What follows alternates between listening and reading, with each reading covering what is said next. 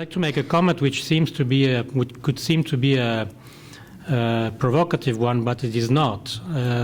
That is that the Investment Plan for Europe is not an EU operational program. It's an instrument. And there is no blame to make if a country is not fast enough or eventually will not at all use the plan. There's no blame. It's not grants that the country is losing. It's an instrument which carries interest. It comes at a cost. So we should be less concerned with the fact that Romania is among the few European countries that has not yet had a project in this investment plan for Europe. We should be less concerned with this problem than with the causes. The causes being what we discussed today, what we've been discussing in many other public events. It's no secret on the public sector and public investment infrastructure side, projects are not sufficiently well prepared, they are not sufficiently well procured, they are not sufficiently well contracted, meaning contracts in the end.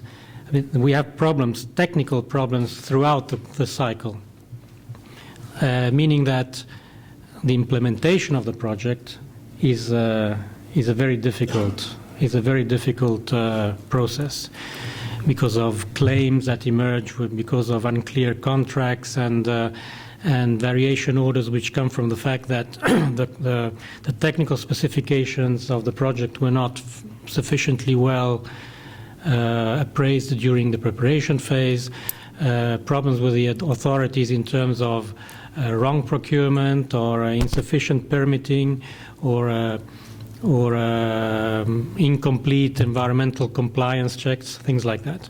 So this we know. I mean, it's no need to talk about this here. And these problems existed before the Juncker plan, and it still exist today. So we have to take care to look at these problems and solve these problems.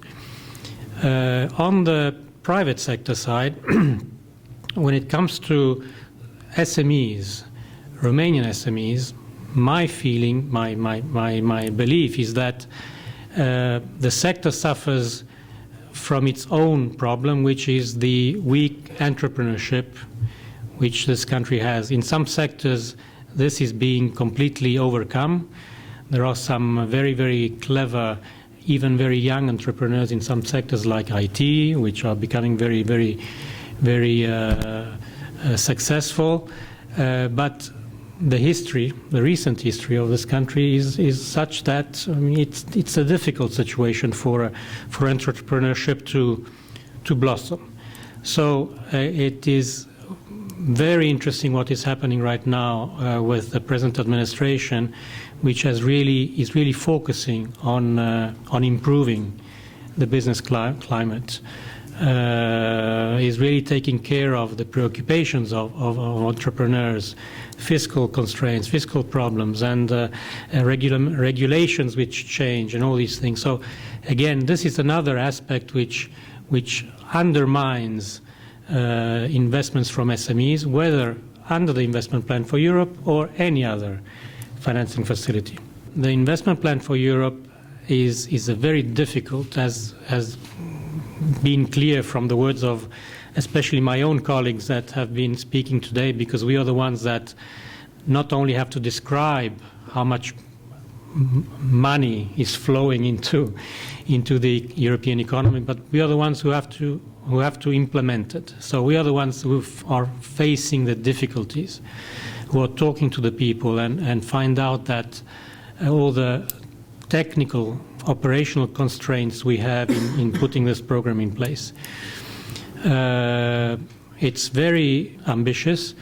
At the same time, it has the big merit of having brought forward in Europe the concept of investment, which was an idea which has been completely neglected during the crisis. Everyone was talking about the crisis, we don't have money, and we are poor, and salaries are dropping, and all this. The Commission and the bank have had this good role of whatever the plan was to bring back on the scene the concept of growth, investment, innovation, and expansion and future and visions of the future, the young people and all that. So this is very good. In Romania in particular, it has had the big benefit, again, partly I said that before, to make aware, to make this awareness emerge forcefully, and to emerge and stick on the table of the administration, meaning we need to do something about the weak investment in large infrastructure, and we need to do something about the constraints that are affecting the business environment. And so we are tackling the causes of the weaknesses of the system. And this in itself is a very, very interesting result, and it's already a success of the investment plan for Europe, even if we don't have any financing to date. The other point I wanted to make is that the investment plan for Europe is not a plan to, and this again was said this morning, to recover from drawers and cupboards in ministries or industrial conglomerates or SMEs, investment plans which had been rejected because we're not well prepared, because they were lousy, or because the promoter of the project or the investor or the administration or the local authority had not prepared something worthwhile. The plan is not meant to resuscitate that kind of investment in the form that it was abandoned. It could have been a good investment, but it was not brought to the capital markets with sufficiently strong justification. The investment plan, on the contrary, is a sophisticated instrument which has to focus on good projects, and therefore its investment plan is not a shortcut.